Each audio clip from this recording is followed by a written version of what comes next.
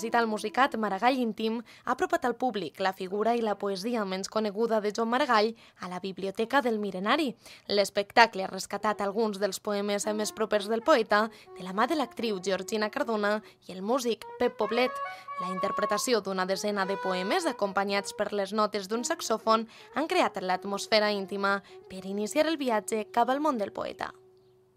Que era l'any Maragall, era una bona oportunitat per recuperar poemes que normalment la gent no coneix, que ara li comentàvem en Sam Abrams, no? Tenim una tendència aquí a casa nostra d'anar més enllà, d'anar a buscar poetes d'altres contrades, d'altres països, que pel simple fet de ser de més enllà ens semblen més bons, no? Això és molt d'aquí. I Maragall té grans poemes, versos d'una amplitud i d'una intensitat extraordinàries que no es coneixen, no? I necessites sentir-los ressonar dins i vam aprofitar la vinentesa de l'any Maragall per llançar-nos a l'aventura d'un Maragall íntim. He trobat els passeigs arreu fangosos, sadollats per la pluja de la nit. Els brots tendres brillaven temorosos. Buscàvem un Maragall íntim en tots els sentits. Un Maragall íntim a casa seva, és a dir, amb la seva vida més casolana, més quotidiana.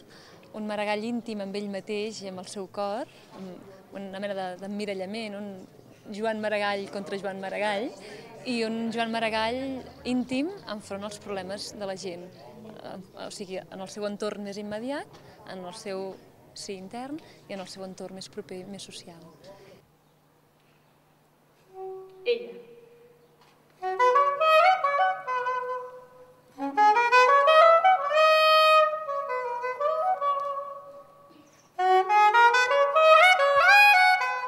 Maragall és l'escriptor que obre el camí de la literatura catalana cap a la modernitat i ho obre en tots els gèneres que va tocar. Astre sense minvant en nit serena, dels braços dels amics, els de l'aimada. Un moment vaig sentir l'esgarrifosa gran buidor de l'espai. Maragall és un tio que és nascut en ple segle XIX, el 1860, però arriba un moment en què té la necessitat de trencar els esquemes i fer una cosa diferent. I aleshores és això, fa propostes modernes en tots els camps que va tocar. La poesia, el teatre, la prosa periodística, la traducció i la memorialística. Va entrar en aquell estrany desig d'anar-me'n. Mar a través, a l'aventura de temps de tota mena, fugir sols, veure altres coses i mudar de clima i anar a lo nou.